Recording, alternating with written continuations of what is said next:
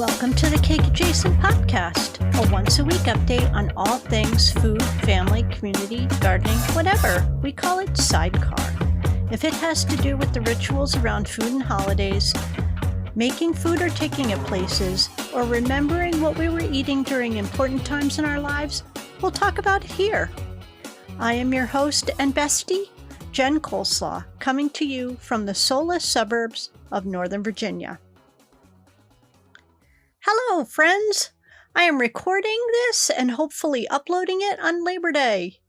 I feel like a lot of the United States especially has forgotten what this holiday is about.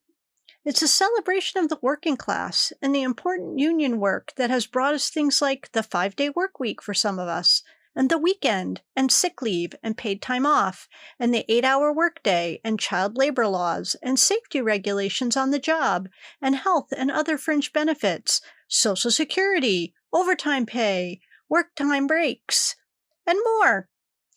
Now, if you don't get those things at your workplace, maybe you ought to consider organizing yourself and your comrade besties into a union. This is not an overtly political podcast, as you know, but there's a reason why I often end my recordings with things like record profits or unpaid wages. Because it's to remind you, comfortable people like myself, that the fiscal conservatives, the monster capitalists, the captains of industry of the world, and that is me calling those lunatics something kind, are not the ones who look after those of us who work for a living. And you should cast your votes everywhere at every level of office accordingly. And when you hear of someone talking and tearing down unions and fair wages and benefits, you should ask yourself, why are they taking that position? Who benefits from keeping people poor, sick, and undereducated? If you think that trickle-down economics gets us affordable health care that isn't tied to our jobs, paid parental leave, I have a magical bridge to sell you that, by the way, some union iron worker built. Okay, moving on from that. How was your week? Mine was very busy. I worked entirely too much, and the result is a very tired Jen Coleslaw who is almost out of spoons today. Do you know what it means to be out of spoons? Spoon theory is a part of autoimmune disease lingo, which I do not have, by the way. I don't have autoimmune disease. I have other chronic illnesses. And I find it a little clumsy personally, but that's okay because we all get to use whatever analogies and terminologies that we want to explain how we exist in the world. And for lots of people, spoon theory is a widely recognizable and understood set of language and theories. People know exactly what you're talking about when you say, I am out of spoons. I just feel like spoons are not the best tools for everyday life, so I figure that every day I'm given a certain amount of, let's say, county fair tickets.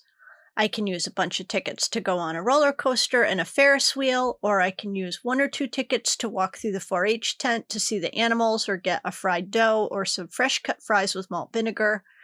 And I can use a few of those tickets to play midway games. But if I use up all of the tickets on rides and games, I am out of tickets to do anything else.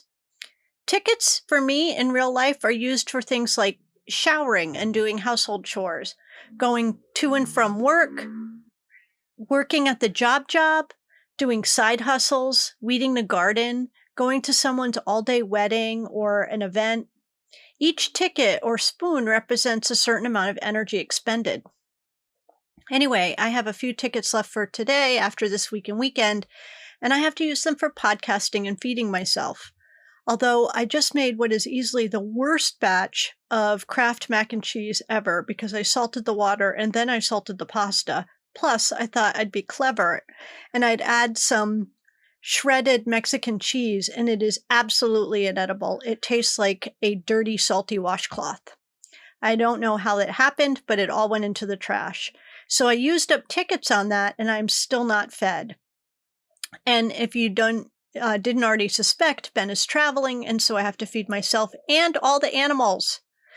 Anyway, I have 1 food ticket left, so I made myself a peanut butter and jelly sandwich, lest you think I am starving to death. And maybe I will have food delivered for dinner tonight so as not to expend any more tickets. All right, how about we get to the 3 good things that happened this week?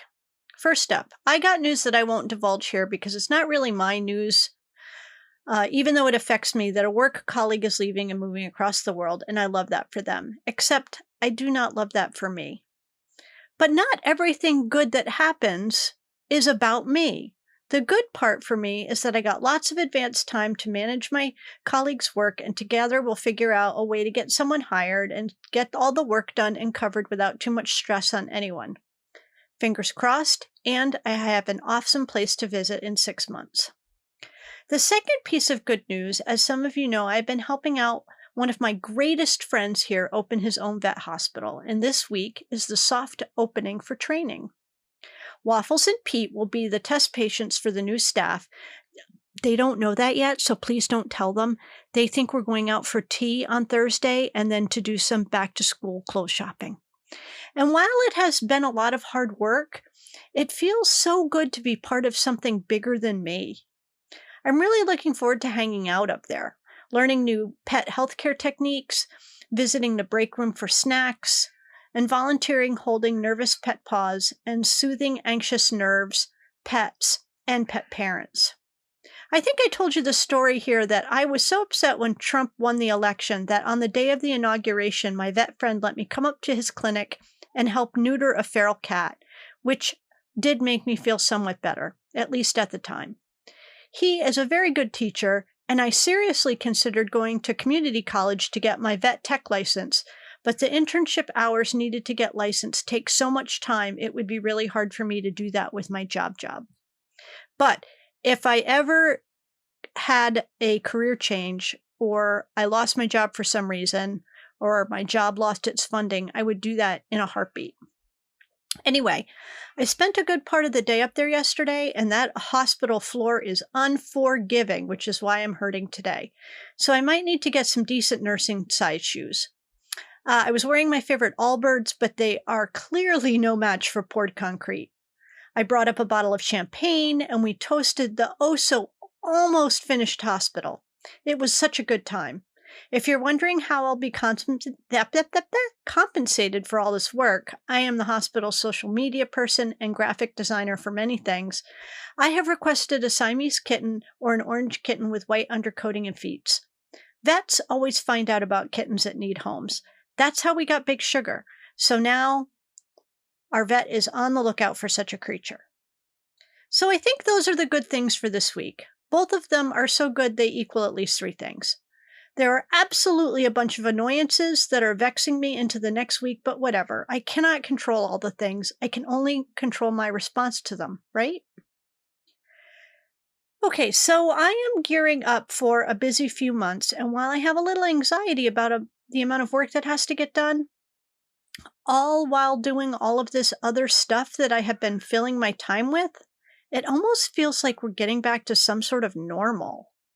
I have a few meetings to speak at, a conference, a trip, a visit to see mom. We have a list of household chores that need attention that is as long as my arm, and we're hoping to get a herd of sheep in to eat all the vines off the fence. For me, time has kind of stopped during these last 2.5 months. See what I'm saying? 2.5 years. Like, I have no sense of time. With a few exceptions, things have happened around me and to me, but I feel like I haven't happened to anything.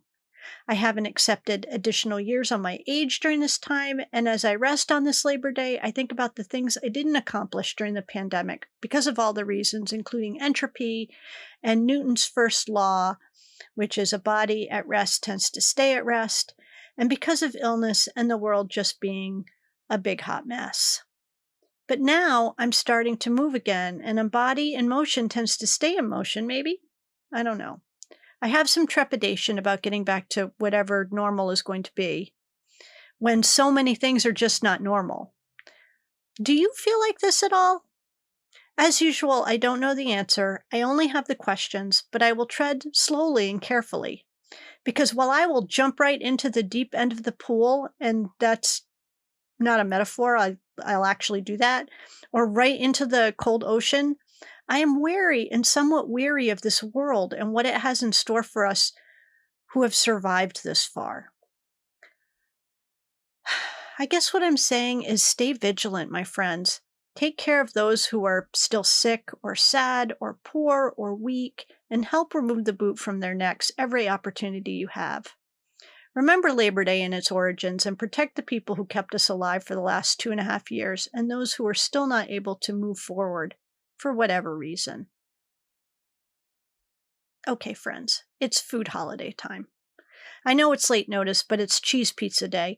So if you are like me and you are out of spoons or raffle tickets or whatever, you can order pizza tonight. You could also order samosas because it's World Samosa Day, and I'm absolutely a fan and would like to learn how to make my own. I've already mentioned it's Labor Day, and while it would be great if everything was closed so that everyone could have the day off, you know that that is not the case. So if you order food for dinner, at least the folks who are working, make sure you tip your delivery person quadruple, at least. Tomorrow is coffee ice cream day, and while I love coffee ice cream, coffee milkshakes are my favorite flavor. I have mentioned before, it is always worth mentioning again that one of my most extra special favorite things on the planet is a vanilla frozen custard shake with 2 shots of espresso in it. Oh my God, this is just so good. If you haven't had one, I want you to hit pause right now. I want you to Google frozen custard. I want you to figure out where the frozen custard place is near your house. And I want you to plan to go get one of these frozen custard shakes with espresso in it.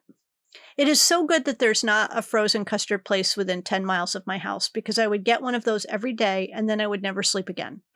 Because for some reason, I'm very sensitive to coffee caffeine, but not so much to tea caffeine or soda caffeine. I do not understand the science. I'm not the science gen. That's somebody else's job. Anyway, next week is chocolate milkshake day, Monday, I think, and I'm not a huge fan of chocolate milkshakes. Tuesday is also National Read a Book Day, and I'm very excited because I ordered the new Stephen King book, and it will be coming tomorrow. I've had some trouble with my eyesight in the last year, probably because I haven't had my eyes checked during the pandemic, and I went this week, and I got a special prism for my glasses, so fingers crossed that I can actually read something longer than a page or a tweet. Wednesday is Acorn Squash Day, which is not a day I personally celebrate. I mean, I like acorn squash, especially split in half, roasted with some maple syrup, butter, and nuts. But who has the bandwidth for all of that in September when it is still 90 degrees outside? I do not. Let's move Acorn Squash Day to November, please. It is also Beer Lovers Day, and I just don't love beer anymore. I feel like it stopped loving me a while ago, but when I do have a beer, my favorite is a nice, clean, fresh Kolsch or a lemony Hefeweizen. And also, interestingly, as yesterday was Read a Book Day, this day is the day after, and it's Buy a Book Day, and I feel like they really should have collaborated on this and maybe switched that around. And maybe someone who's somehow involved in that world reading and buying book domination is listening to the podcast, and they'll get in touch with each other and fix that for next year. Just a suggestion. Thursday, the 8th of November is Date Nut Bread, and there's a vendor at the farmer's market here in Manassas that makes the best loaf breads.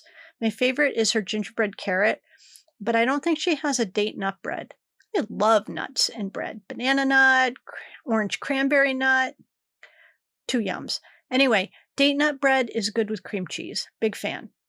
But I just don't find it anywhere. I guess I could make it. This day is also a big non-food holiday. It's Iguana Awareness Day. Not for eating. Oncology and Hematology Nurse Appreciation Day. 2 thumbs up. National Dog Walkers Day. So if you have a dog walker, you might want to tip a little extra or get them some of those fancy dog poop bags. And in keeping with the theme this week, it is International Literacy Day. You think they could have led with that and then buy a book day and then read a book day? Like, that's how I would have done it. But you know what? Nobody asked me. Now, look, Friday is a big day. It is Wiener Schnitzel Day. I know, right? So if you don't know, Wiener is veal and schnitzel is pounded super flat, so it's tender and then it's breaded and fried. So basically, you can have any meat schnitzeled. When I was in college, the food service was provided by New England Culinary Institute, so we used to get all kinds of wacky foods for dinner by the Necky students. And I remember one night it was turkey schnitzel, and it was really quite good. I would say, without actually knowing, that a chicken fried steak is actually um, American schnitzel. Yeah.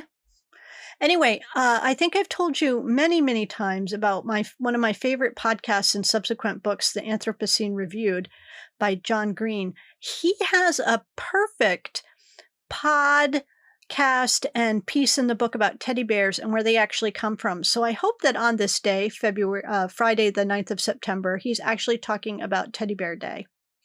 It's also Stand Up to Cancer Day, which honestly I find so fucking condescending because who does not stand up to cancer? Everyone fights cancer in their own way. I don't know anyone who lets cancer steamroll them in any way. Even people who stop treatment stand up to cancer by saying, I am doing this my way, you fucking bastard. So I hate these sorts of holidays and I'd love to see them go away. Saturday is TV dinner day, and since I can see the demographics of most of you, I know that a lot of you know what a TV dinner is. We used to have them all the time when I was growing up, and once my mother went back to school, we ate them a lot.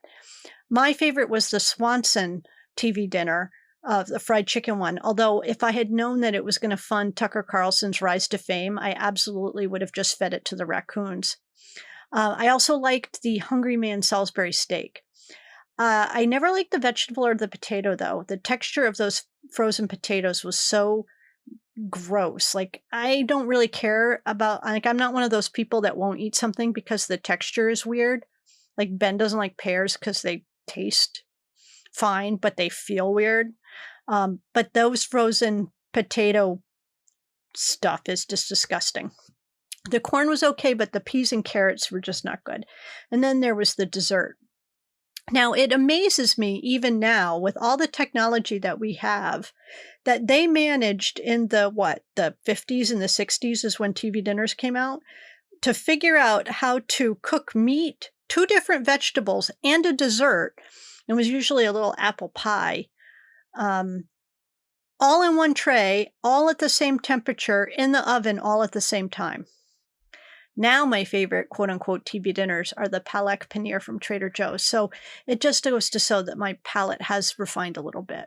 I don't know if you can hear it, but Pete is screaming outside the door where I am podcasting. So if you can hear him, that's him yelling because it's almost dinner time. And finally, on September 11th, which is Sunday, it's Hot Cross Bun Day, which I'm not sure I quite understand because hot cross buns are really kind of an Easter thing.